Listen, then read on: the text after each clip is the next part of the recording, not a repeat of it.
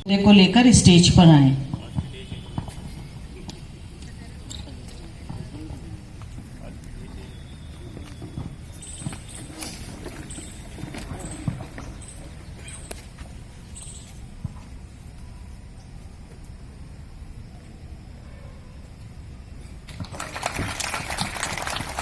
जनगण मन अधिनायक जय हे भारत भाग्य विधाता।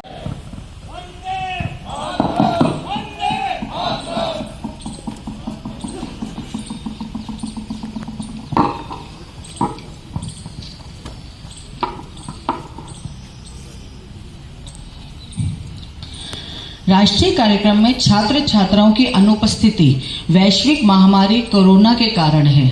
हमें आशा है कि यह महामारी अगले राष्ट्रीय कार्यक्रम तक समाप्त हो जाएगी एवं छात्र छात्राओं के साथ साथ जोश और उल्लास भी अवश्य लौट आएगा। आज कार्यक्रम में हम देश के स्वतंत्रता नायकों जैसे महात्मा गांधी, नेताजी सुभाष चंद्र बोस, जवाहरलाल नेहरू, लाल बहादुर शास्त्री, सरदार पटेल को नमन सदैव की भांति करते हैं। आज हम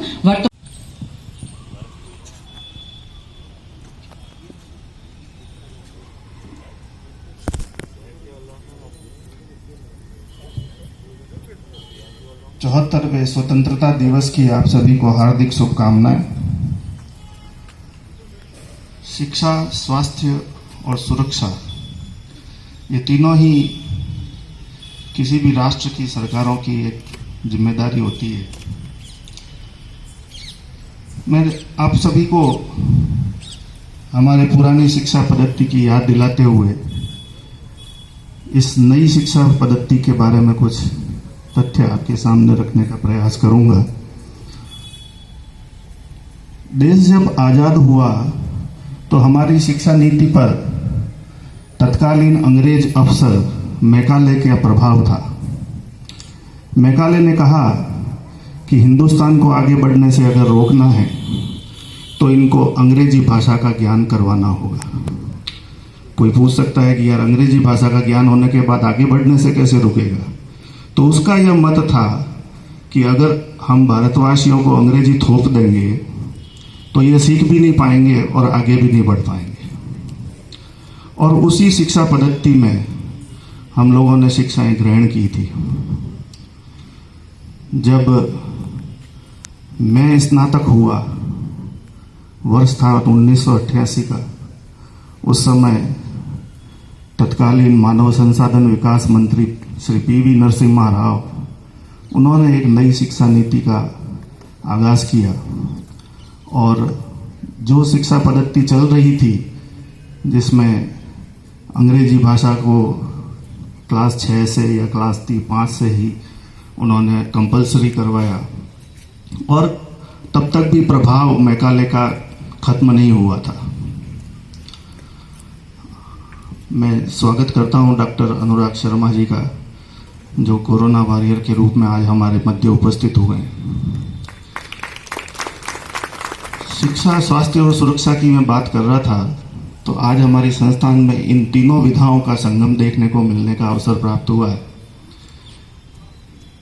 तो बात कर रहा था शिक्षा पद्धति की कि 88 में एक नई शिक्षा नीति आई थी और उस शिक्षा नीति में भी कुछ कमियां रह गई थी जिनको 1992, ये 1988 वही विषय था जब हमारे संस्थान की नींव पड़ी थी और 1992 वो वर्ष था जब हमारे संस्थान से पहला बैच निकला था। तो उस बैच ने उस नई शिक्षा पद्धति के अंतर्गत शिक्षा प्राप्त की थी।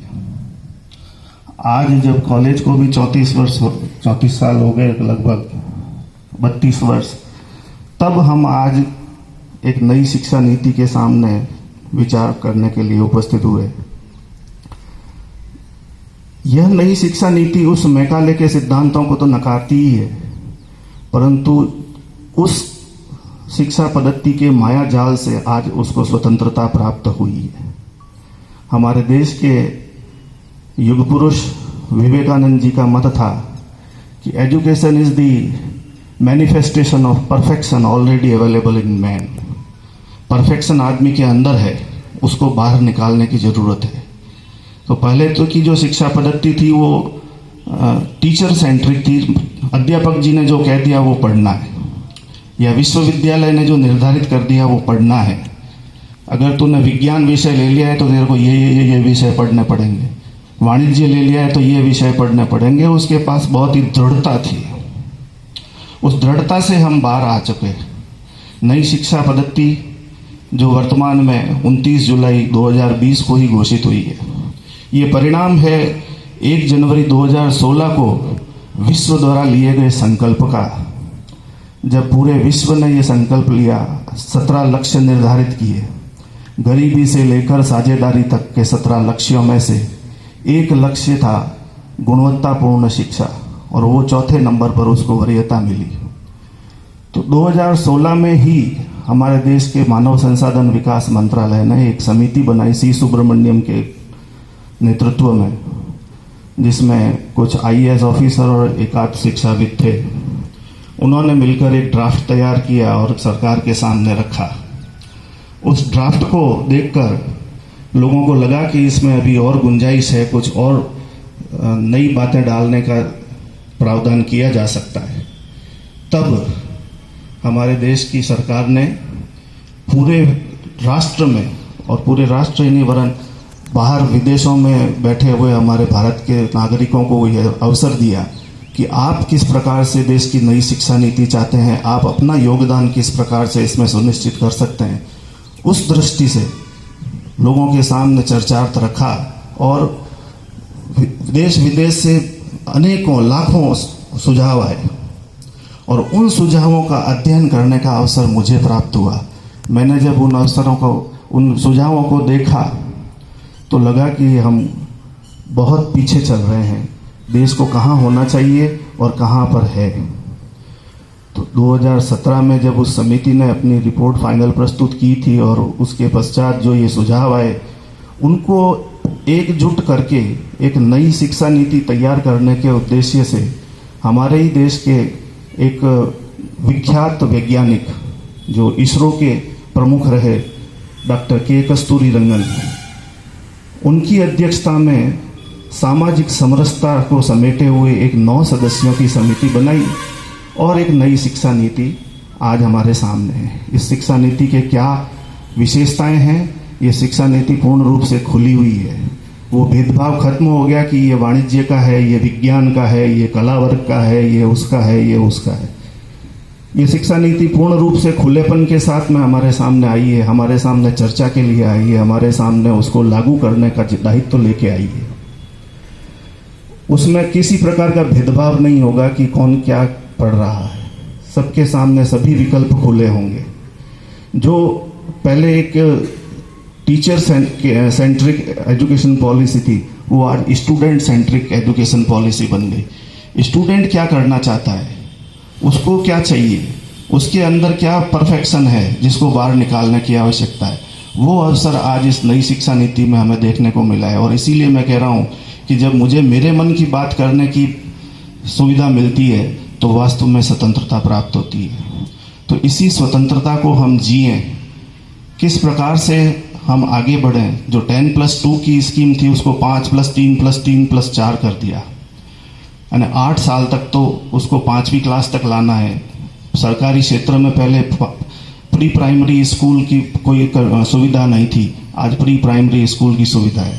3 वर्ष से लेकर 18 वर्ष तक 15 वर्ष का ये कालखंड उसको अपने आप को विकसित करने के लिए प्रेरित करने वाला हो सकता है।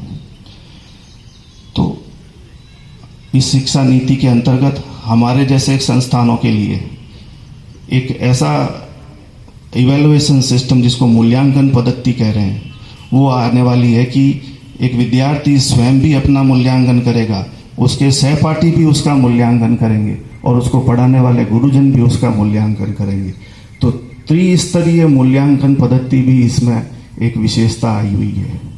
तो इस तरह की विशेषताएं जब इस शिक्षा नीति के अंदर आई है, मैं आप सभी से अनुरोध करता हूं कि इस नई शिक्षा पद्धति को आप 2 भाषाओं में उपलब्ध है वर्तमान में, हिंदी में और अंग्रेजी में, और आने वाले समय में हमारे संविधान की 8वीं अनुसूची के अनुरूप 21 भाषाओं में ये और प्रकाशित होने वाली है, जिससे कि पूरे देश के लोग इसको पढ़ सकें, समझ सकें और जितनी तीव्र गति से हो सके लागू कर लें। आइए हम सभी लोग उस शिक्षा नीति को पढ़कर इसको लागू करने में हमारा योगदान किस प्रकार से तय कर सकते हैं, उसके बारे में प्रयास करें। जय हिंद, जय भारत।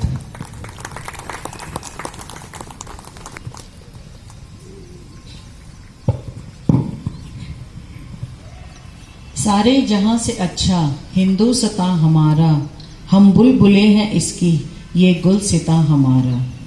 यह देशभक्ति गीत किसी हिंदू कवि ने नहीं रचा, बल्कि इसके गीतकार मोहम्मद इकबाल हैं, जिन्होंने 1911 में इसकी रचना की थी। कालांतर में वे पाकिस्तान चले गए थे। देश के विभाजन से पहले हमारी संस्कृति में जाति के आधार पर कोई वैमनस्य नहीं था।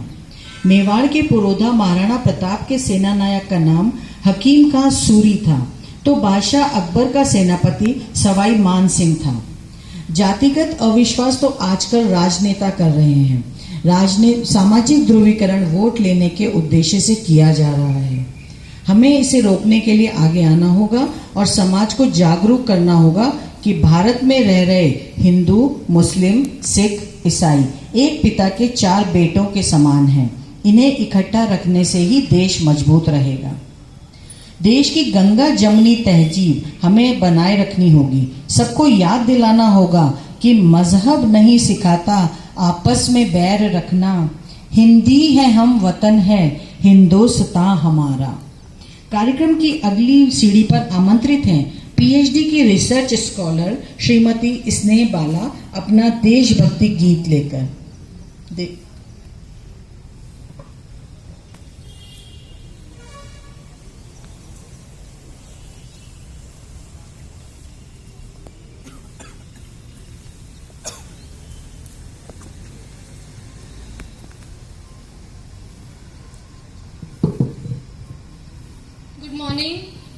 Good morning to all.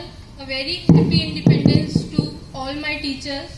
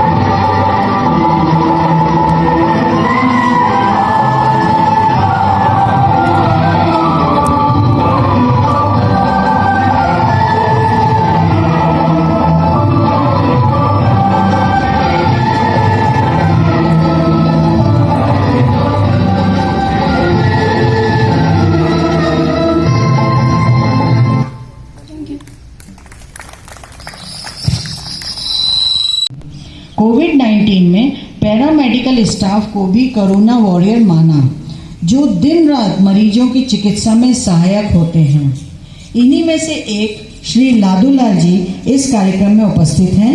ये 2013 से निष्ठापूर्वक अपनी सेवाएं इसी डिस्पेंसरी में दे रहे हैं।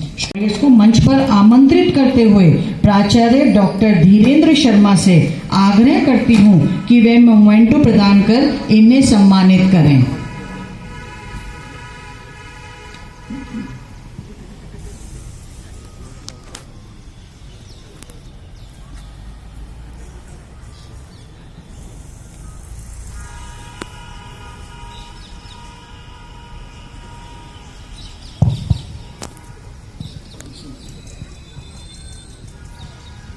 हम हमारे एक और कोरिया वॉरियर नंद सिंह जी का भी स्वागत करते हैं।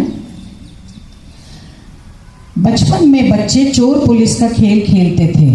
आपस में पुलिस बनने की होड़ होती थी।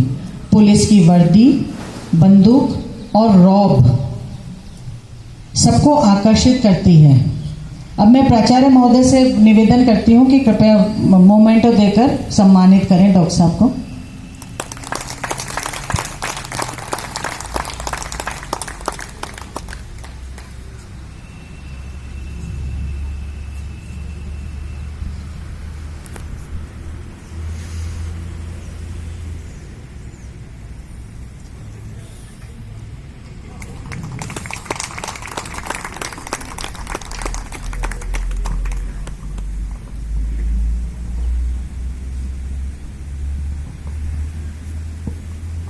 धन्यवाद।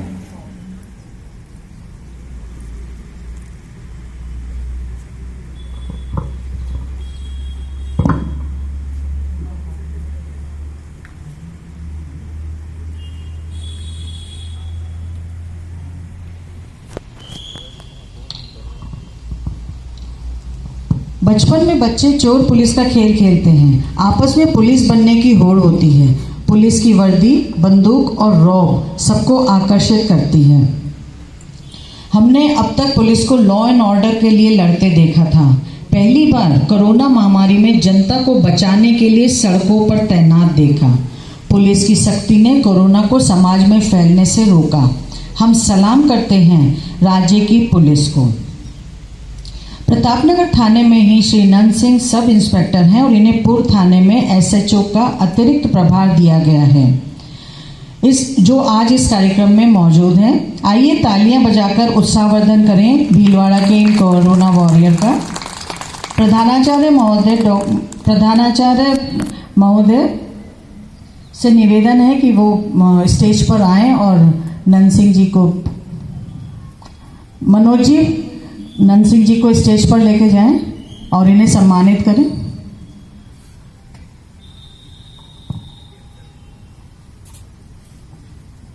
जोर से तालियां बजाकर आप सब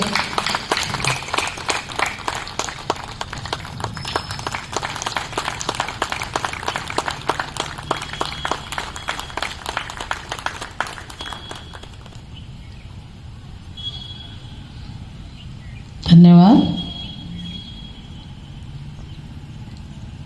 धन्यवाद।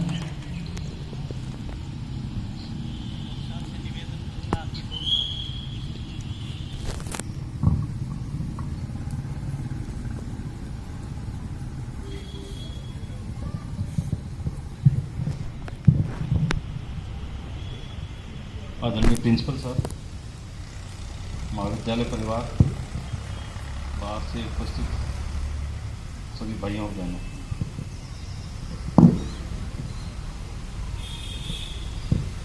कोरोना की महामारी को लेकर आप सभी लोग वैसे सतर्क हैं। 5 महीने करीब गुजर गए इस बीमारी को लेकर। ऐसा वायरस जिसके बारे में पहले कभी आपने नहीं सुना और हमने भी बहुत ज़्यादा नहीं पढ़ा था इसके लिए, एक नोवल वायरस बोला गया इसे, कोविड-19। पिछले वर्ष 2019 में दिसंबर के आखिरी दिनों में ये चाइना के अंदर सबसे पहले इसने अपना प्रभाव दिखाना शुरू किया और धीरे धीरे बढ़ता हुआ ये दुनिया के दूसरे देशों में फैलने लगा। जनवरी में हमारे यहाँ भी कुछ केसेस आने लगे और मार्च में तो हम दुर्भाग्यशाली रहे कि भीलवाड़ा इसके लपेटे में आ गए।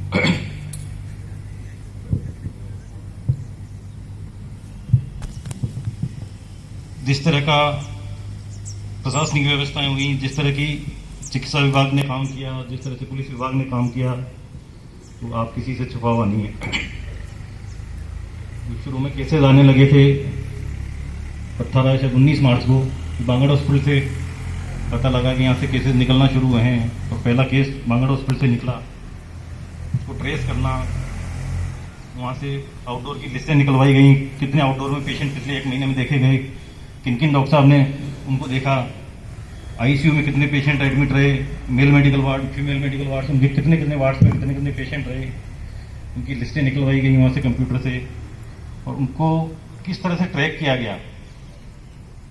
अब मानिए करीब करीब 4 या 5 राज्यों में यहाँ के पेशेंट जो थे बांगड़ हॉस्पिटल से दिखा कर गए थे, वो 4-5 राज्यों तक फैले हुए थे, और कम से कम भी 17 या 18 जिलों में राजस्थान के उन लोगों का प्रसार था। उनको एक एक को मोबाइल नंबर से ट्रैक करना, कौन पेशेंट कब दिखा के गया, उनमें किस तरह के सिम्टम्स हैं कि नहीं है, वो लिस्टें संबंधित अधिकारियों तक हम लोगों तक पहुंचाई गई। हमने अपने स्टाफ को लगाकर उनको ट्रैक किया, घर घर जाकर उनका पता लगाया आज की तारीख में उनको कोई सिम्टम्स है कि नहीं है, वो कब वहाँ दिखा के आए थे, उसके बाद में उनको क्या तकलीफ हुई, उसके बाद वो कहाँ कहाँ चले गए, किन किन लोगों से मिल लिए। विदेश यात्रा करके जो लोग बाहर आ रहे थे, पहले जब ये वायरस हमारे देश में नहीं था तो ऐसा माना जा रहा था कि ये कभी आएगा तो विदेश यात्रियों के थ्रू आएगा। सरकार ने ट्रायल करते हुए जो लोग विदेश यात्रा करके आ रहे थे उनको एयरपोर्ट पे स्क्रीन करना शुरू करवाया, टेम्परेचर स्क्रीनिंग हुई, उनका सैचुरेशन देखना शुरू किया। जांच की जहां तक बात है, जांचें उस समय हमारे देश में कुछ सैकड़ों में हो रही थी। बाहर से आने वाले लोगों को किस तरह से क्वारंटीन किया जाए, किस तरह से अथॉरिटीज तक सूचना दी जाए। हमारे यहाँ जैसे अपने क्षेत्र में भी 17-18 लोग ऐसे थे बापूनगर क्षेत्र में जो लोग उस दौरान विदेश यात्रा करके आए। उन लोगों को थानों से हमें सूचनाएं आई, उन लोगों को ट्रैक किया गया, तो कौन कौन से देशों से आए, कौन से एयरपोर्ट पर उतरे, कौन सी टैक्सी उन्होंने ली, टैक्सी का नंबर क्या था, वो टैक्सी वाला ठीक है कि नहीं है, उन लोगों के जिस परिवार में आए वो लोग स्वस्थ हैं कि नहीं आज की तारीख में। इस तरह की बड़ा सघन अभियान चलाकर उनको ट्रैक करने का काम किया गया। कहीं भी हमें लगा, उसके बाद में जब अन्य राज्यों में हमें पता लगे हॉटस्पॉट्स हो रहे हैं, वहाँ से जो लोग बाग आ रहे हैं, कई लोग, आपको पता होगा जब लॉकडाउन हो गया था, कई मजदूर लोग, कई ड्राइवर्स जहाँ थे वहीं अटक गए, आने जाने का कोई साधन नहीं था। 300-400 किलोमीटर लोग पैदल चल कर अपने घरों की तरफ आए।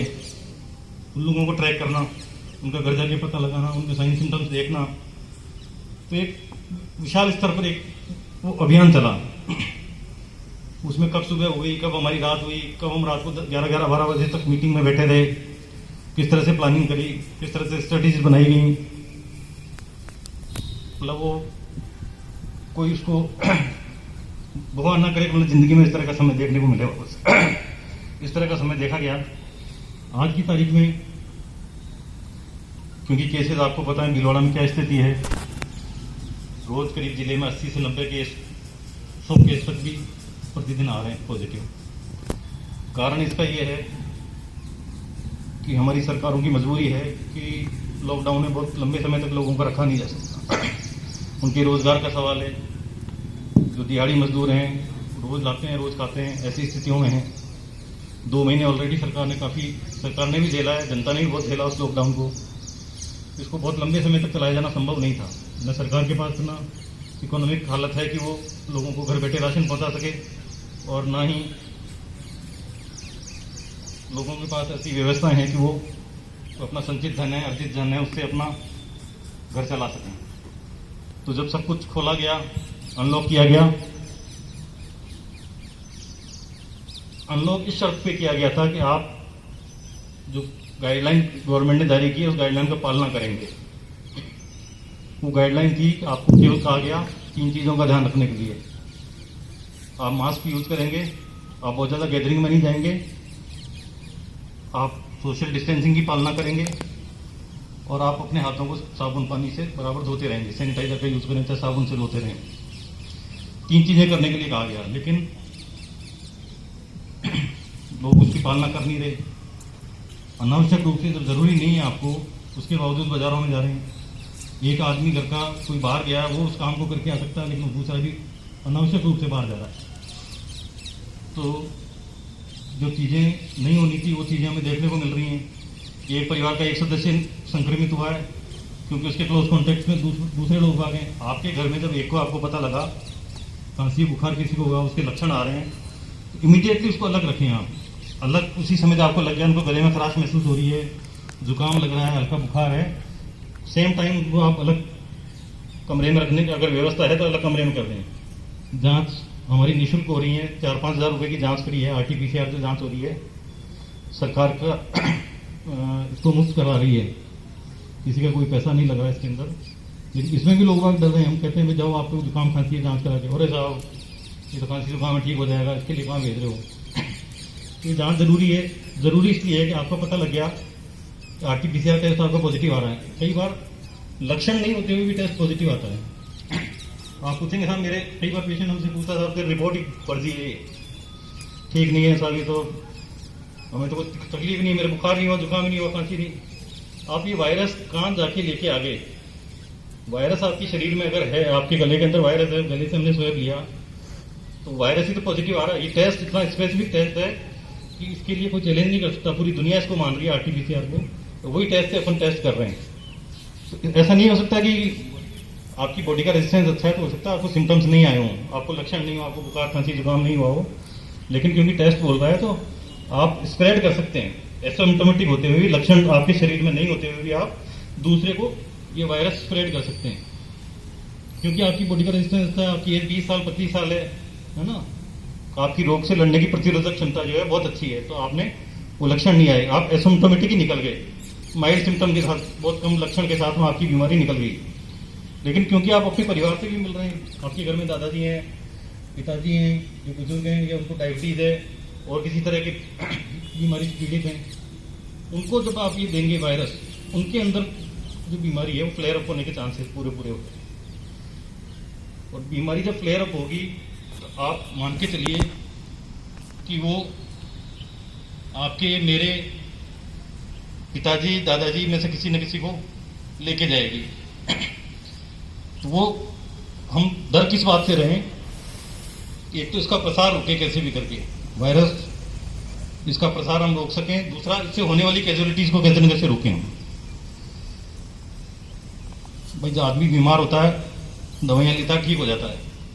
पहली बात, इसकी कोई दवा बनी नहीं, आपको पता है, वैक्सीन अभी तक आया नहीं, अफवाहें जरूर आ रही हैं, वो सुन रहे हैं ना, आ जाएगा, अब रशिया ने कर दिया लॉन्च, अब इंडिया का इंडिजिनस भी आने वाला है कोवैक्सीन करके।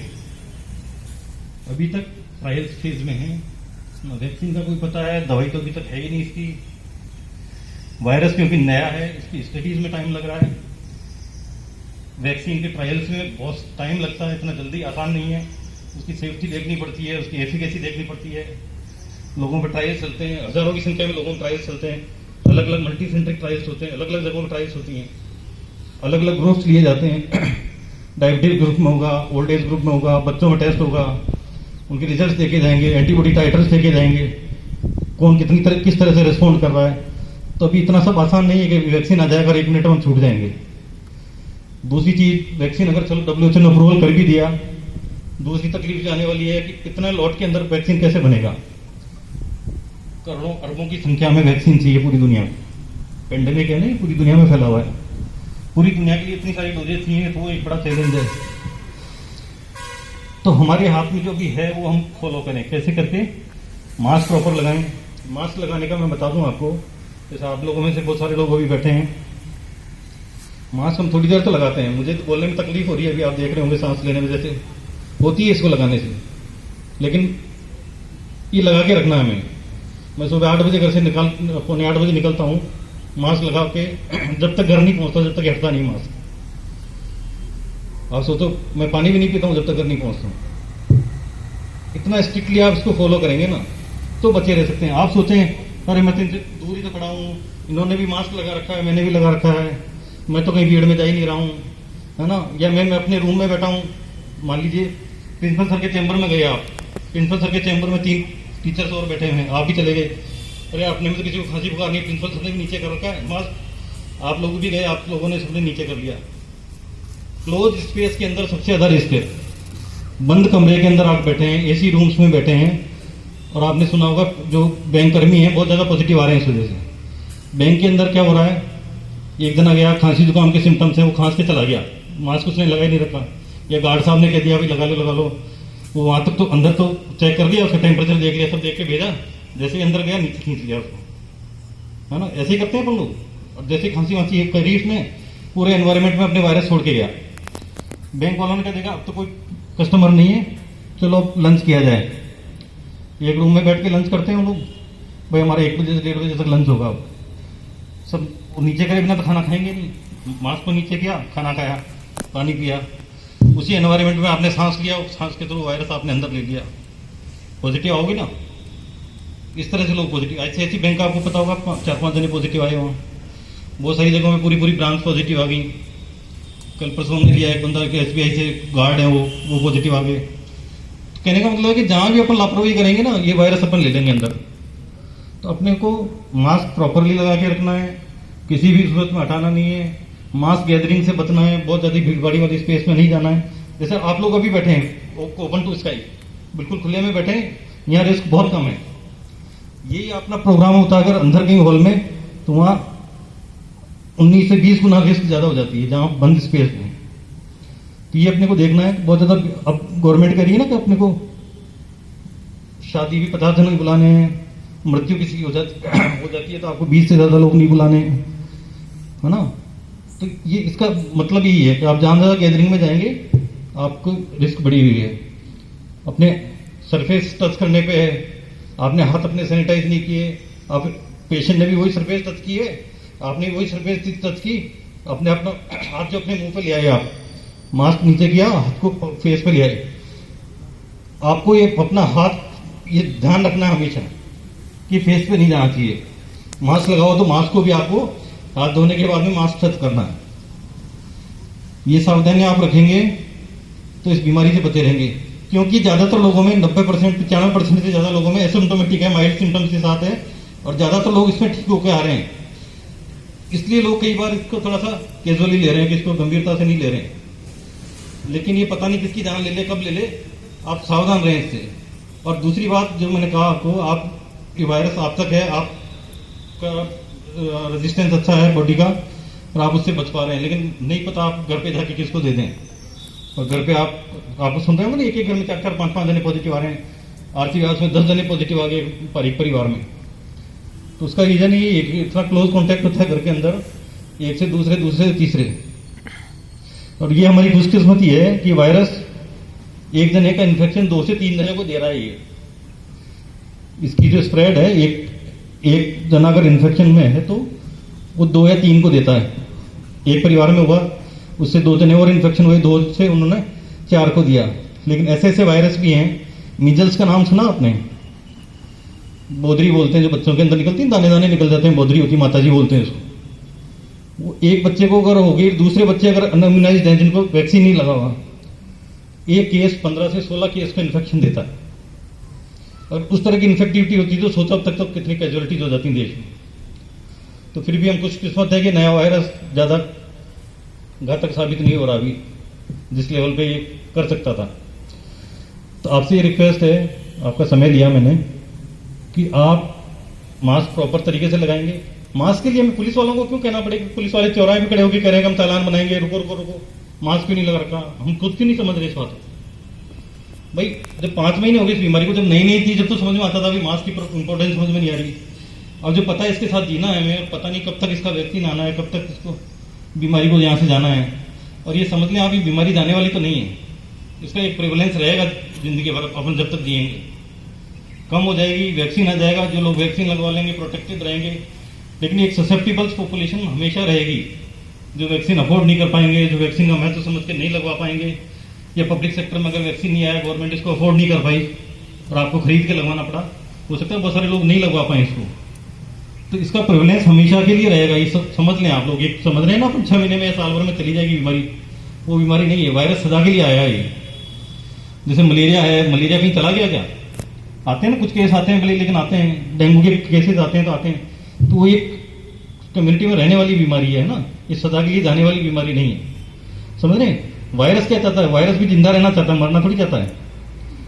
अगर एक को इन्फेक्शन दिया, वो पेशेंट अगर कि उसकी मृत्यु हो जाती है तो वो तो वायरस का भी डेड एंड है। वायरस भी नहीं चाहता किसी को मारे, वो वायरस भी सर्वाइव करना चाहता है, कम्युनिटी में स्प्रेड करता है अपना। समझ रहे हैं आप? तो वो भी नहीं चाहता किसी को मारे, लेकिन वो तो बदकिस्मती हमारी है कि वो डायबिटिक पेशेंट है, हाइपरटेंसिव है, किसी और कोमोर्बिडिटी से पीड़ित है, तो उसकी जान चली जाती है क्योंकि उसका इम्यून सिस्टम इतना एक्टिवेटेड नहीं होता उस वायरस के खिलाफ।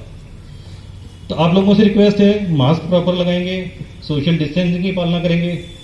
एक एग्जांपल बताता हूँ, 2 मिनट और लूंगा आपके। एक दिन मैं दुकान पे गया, कोई सौदा लेना था। 3 जने आगे खड़े हुए हैं, मैं गोले बने हुए सब जगह, मैं पीछे वाले गोले पे जाके खड़ा हो गया। वो 3 जने फ्री हो गए, 2 जने और आके खड़े हो गए आगे। लोगों ने ये भी नहीं सोचा कि यार भाई सब हमारे पहले से खड़े हुए तो इनको कहते हैं भाई आप ले लो पहले। 2 आए, उन दोनों को भी दे दिया, फिर एक आया उसको भी दे दिया। तो फिर उस दुकानदार को लगा हुआ यार ये तो बहुत देर से खड़े हैं। उनका भाई साहब आप ले लो ना, आपको क्या चाहिए? नहीं मैं तो देख रहा हूँ एक बार। तो मैं उनको देखता रहा किस तरह से एक्टिविटी कर रहे हैं। तो जो लड़का था वहां पे दुकान पे, वो बिना मास्क के, जो भाई साहब जो 3-4 लेके गए सामान वो बिना मास्क के। मैं सब लोग चले गए, मैंने कहा भाई साहब ये भैया बिना मास्क के सामान दे रहे हैं। अरे साहब अब तो भिलौड़ा में थोड़ी केस हो रहा, क्यों? नहीं साहब तो बाहर से जो आ रहे हैं वही लोग तो पॉजिटिव आ रहे हैं भिलौड़ा में। आज से 1-1.5 महीने पहले की बात बता रहा हूँ आपको। अब तो बाहर वाले आ रहे हैं साहब, कोई अहमदाबाद से आ रहा है, सूरत से आ रहा है, वो लोग तो पॉजिटिव आ रहे हैं, यहाँ वाला तो कोई आ ही नहीं रहा। मेरे को देखा ऐसा है, ये 3-4 जने जो मेरे से पहले आए, आपने उनसे पूछा क्या आप सूरत से आए हो, मेरे को जानते हो कि मैं अहमदाबाद से आया कि मैं यहीं का हूँ? नहीं साहब मैंने तो नहीं पूछा। फिर आपको कैसे पता?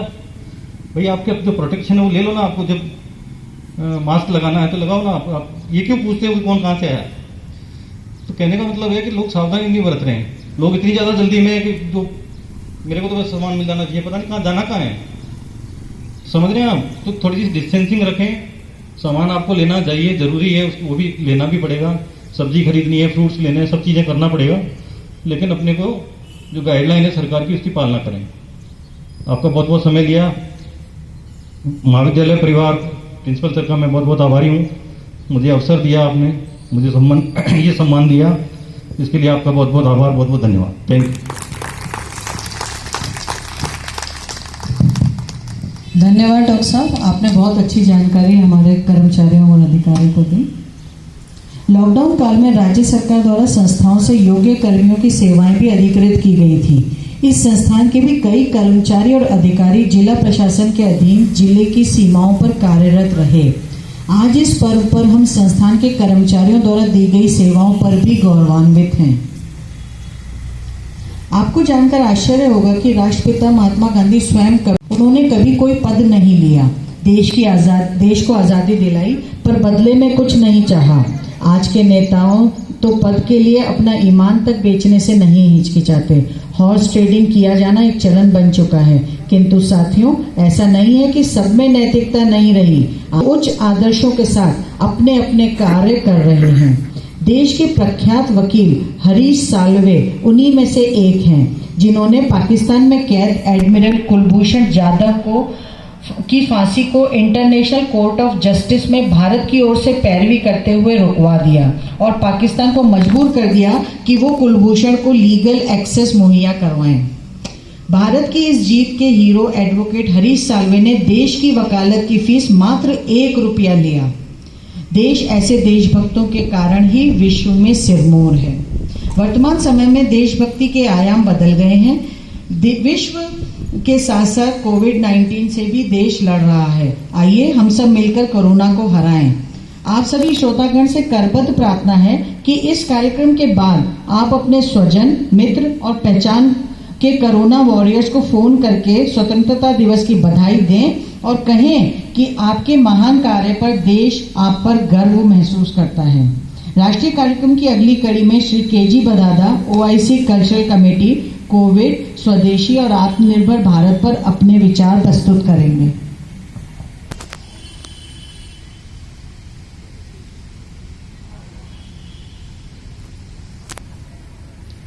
रिस्पेक्टेड प्रिंसिपल सर, सभी एमएलबी परिवार के सदस्य,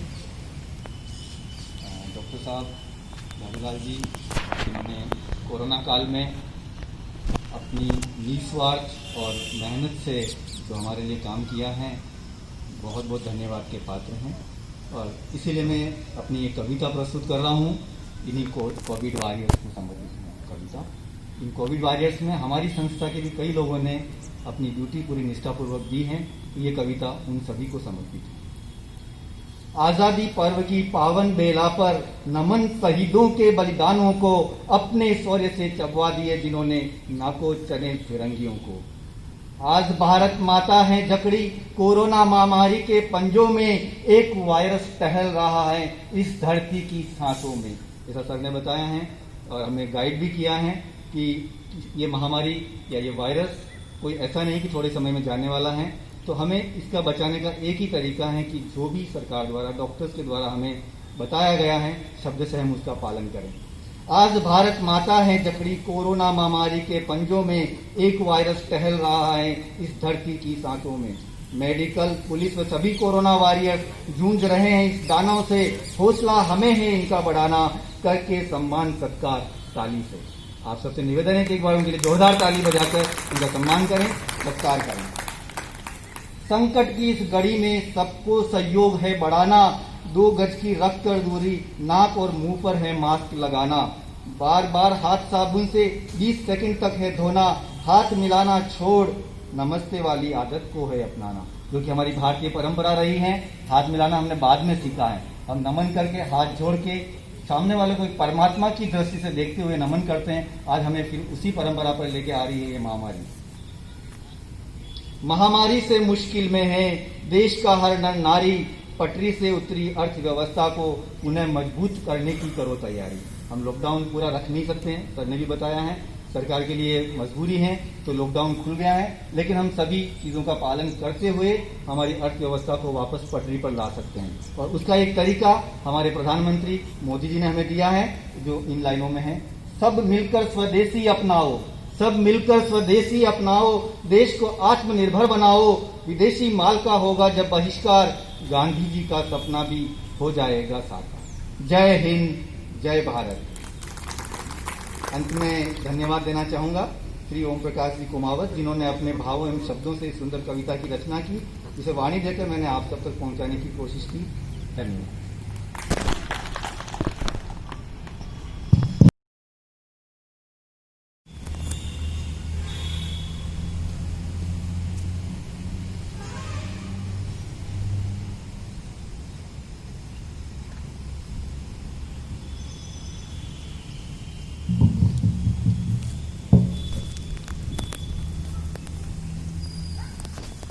आज के मुख्य अतिथि और corona warriors doctor Anurag ji Sharma, हमारे पुलिसकर्मी, मेरे साथियों एवं कुछ ही लिमिटेड छात्रों, सर्वप्रथम मैं आप सभी को 74वें स्वतंत्रता दिवस की हार्दिक बधाई और शुभकामनाएं देता हूँ।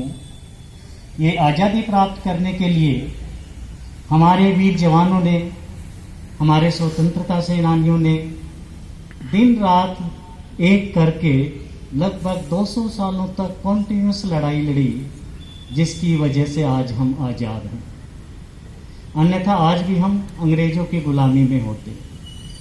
तो सर्वप्रथम मैं उन सभी को नमन करता हूँ जिन लोगों ने इस स्वतंत्रता की लड़ाई में हिस्सा हैं, डायरेक्टली या इनडायरेक्टली। और आज उस स्वतंत्रता का जो है हमें फायदा भी मिला है। पिछले 73 वर्षों में हमने इतनी प्रगति की है कि आज हम विकसित देशों के लिए चुनौती बने हुए हैं। कई क्षेत्र ऐसे हैं जिसके लिए आज विकसित जो देश हैं वो भी हमारी तरफ मुंह करके देखते हैं, हमारी कृपा दृष्टि के लिए प्रार्थना करते हैं। मैं अभी हाल ही में जो वर्तमान में डॉक्टर साहब ने भी कोरोना के लिए बताया है, आज तक भी कोई भी वैक्सीन या कोई भी दवा इसके लिए नहीं है। लेकिन हमारे एसएमएस के डॉक्टरों ने जो फॉर्मूलाज यूज़ करके, जो कॉम्बिनेशन यूज़ करके लोगों को ठीक किया है, वो वास्तव में एक अनुकरणीय है। और इसी के लिए अमेरिका के राष्ट्रपति ने भी हमारे प्रधानमंत्री जी को फ़ोन करके दवाई हमारे वहाँ पे उपलब्ध करवाने के लिए रिक्वेस्ट की, जिसको हमारे प्रधानमंत्री ने सहज ही स्वीकार करके और उनका साथ भी दिया। यही नहीं है, आज स्पेस के टेक्नोलॉजी जो है उस क्षेत्र में भी आज हमारा कोई भी कंपटीटर नहीं है। कंपटीटर मतलब आपकी टेक्नोलॉजी, क्वालिटी एवं प्राइसिंग। आज भी जितने भी विकसित देश हैं उनके सैटेलाइट्स को हमारे यहाँ से लॉन्च किया जाता है, PSLV और दूसरे जितने भी हैं, जिनके द्वारा आज हम जो विकसित देश हैं उनके सैटेलाइट्स को भी लॉन्च कर रहे हैं। यही नहीं, इतनी कई जो हैं कंपनियां, नामी कंपनियां जो देश ही नहीं परंतु संसार की जितनी भी नामी कंपनियां हैं, उनके चीफ एग्जीक्यूटिव्स, उनके एग्जीक्यूटिव्स, प्रेसिडेंट्स ज़्यादातर में भारतीय हैं। तो मेरा कहने का मतलब है कि पिछले 73 वर्षों में देश ने बहुत ही प्रगति की है और उसी की अनुकरणा में, उसी की कदम ताल मिलाते हुए हमारे संस्थान ने भी जो 1988 में सिंगल ब्रांच टेक्सटाइल टेक्नोलॉजी के साथ शुरुआत की थी, आज यहाँ पे 5 डिग्री कोर्सेज हैं, 2 टेक्सटाइल के, IT, इलेक्ट्रॉनिक्स, मैकेनिकल के एवं टेक्सटाइल में MTech और PhD का भी प्रोग्राम चलाया जा रहा है। हमारे सभी लोगों की मेहनत, सभी स्टाफ मेंबर्स की मेहनत का आज रिजल्ट है कि यहाँ के पास आउट छात्र जो हैं आज केवल देश में ही नहीं अपितु पूरे भारत में काफ़ी अच्छी पोजीशंस पे सेटल्ड हैं। ये आप सभी का, हम सभी का मेहनत का परिणाम है कि आज हमारे यहाँ के छात्र इतनी अच्छी पोजीशंस में हैं और हम सीना तान के कहते हैं कि हाँ, ये MLVTI का छात्र है।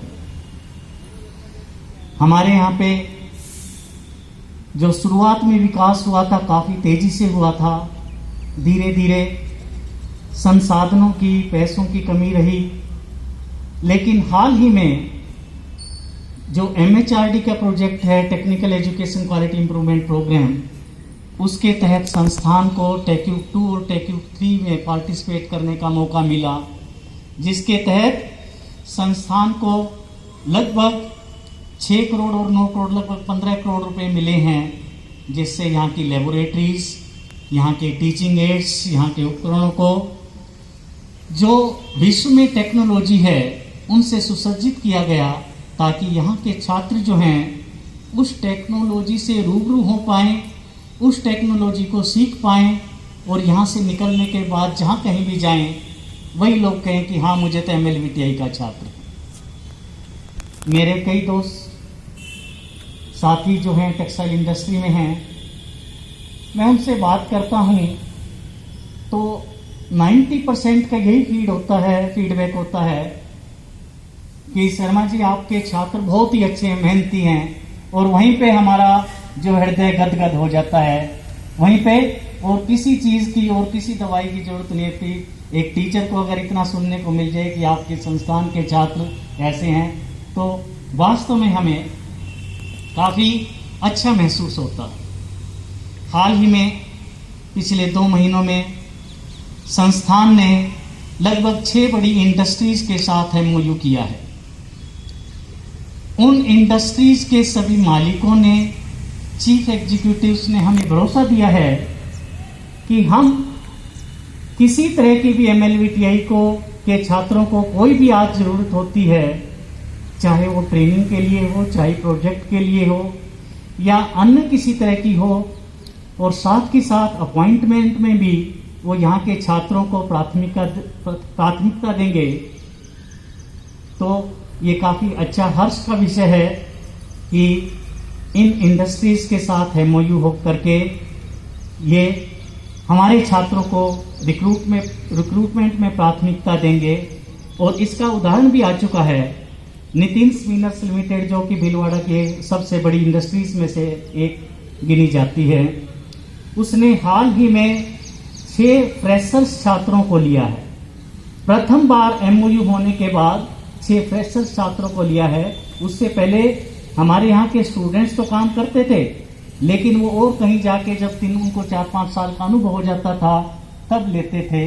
लेकिन इस MOU को होने की वजह से उन्होंने प्रथम बार हमारे यहाँ के छात्रों को, फ्रेशर्स छात्रों को लिया। केवल यही नहीं, अभी हमारा टेक्निकल यूनिवर्सिटी ऑफ लिब्रेक चेक रिपब्लिक की जो काफी नामी इंस्टीट्यूट है, जो विश्व के 500 बेस्ट इंस्टीट्यूट्स में से अपना नाम रखती है, उस यूनिवर्सिटी के साथ MOU की बातें चल रही हैं और शीघ्र ही उनके साथ हमारा MOU हो जाएगा।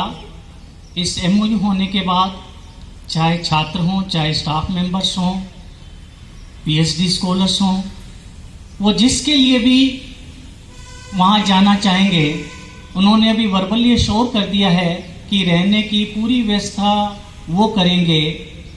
उनको केवल अपना आने जाने का और खाने के लिए खर्चा उठाना पड़ेगा। साथ ही किसी तरह का प्रोजेक्ट में अगर वो एसोसिएट होना चाहें या कोई ट्रेनिंग करना चाहें या वहाँ के विशेषज्ञों से यहाँ के ऑनलाइन किसी तरह का भी आप प्रोग्राम करवाना चाहें तो उसके लिए तैयार हैं। और अभी हाल ही में शायद 9 तारीख थी, 9 अगस्त को टेक्निकल यूनिवर्सिटी ऑफ लिब्रेक के प्रोफेसर से हमने व्याख्यान करवाया, जो काफ़ी स्टूडेंट्स और स्टाफ के लिए लाभदायक रहा। इन सभी चीज़ों को देखते हुए हम आशा करते हैं कि संस्थान दिन दुगनी रात चौगुनी प्रगति पे पथ पर अग्रसर रहेगा। कोई भी संस्थान एक व्यक्ति विशेष से नहीं चलता है। उस संस्थान को चलाने के लिए वहाँ के कार्मिकों का जब तक साथ नहीं हो, जब तक वो दिल से काम नहीं करे, आपका संस्थान नहीं बढ़ सकता। और मुझे ये कहते हुए हर्ष हो रहा है कि कई कार्मिक ऐसे हैं जो काम के भूखे थे, उनको जिनको काम नहीं दिया गया और अब काम दिया गया है तो शायद ही इतना आउटपुट दे रहे हैं, शायद तक आज तक उन्होंने 25 वर्षों में 30 वर्षों में नहीं दिया। तो मेरा आप सभी से यही निवेदन है, जिस तरह से सहयोग अभी तक करते आए हैं, आगे भी आपका सहयोग हमेशा मिलता रहे और हम सब मिलके ही संस्थान को एक दिन देश के नंबर 1 संस्थान बनाएंगे। इन्हीं शब्दों के साथ जय हिंद, जय भारत।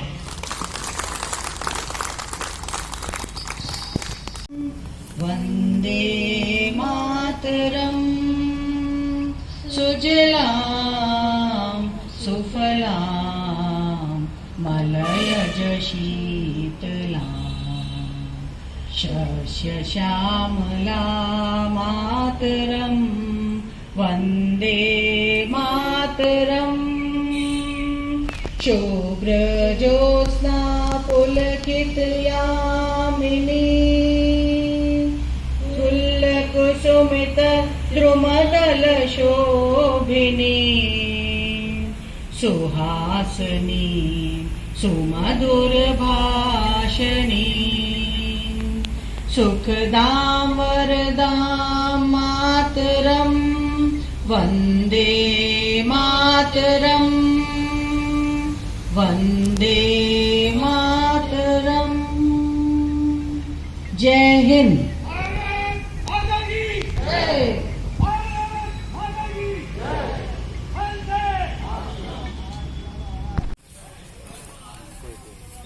का वो ले लो ना। हाँ ये आगे ना। ये जैन साहब आम लोगों को आम खिलाओ, बस आ जाओ आप, एक एक जितना करोगे। बहुत बहुत बहुत अब ठीक है, हाथ लगाओ, सीधा कर, सीधा कर, आँख बताइए, हाथ लगा दो, सीधा कर। हाँ सर इधर, हाँ जी तुम्हारे तो पौधे लगाओ, फिर हाथ लगाना। ठीक, हो गया काम। चलो सर,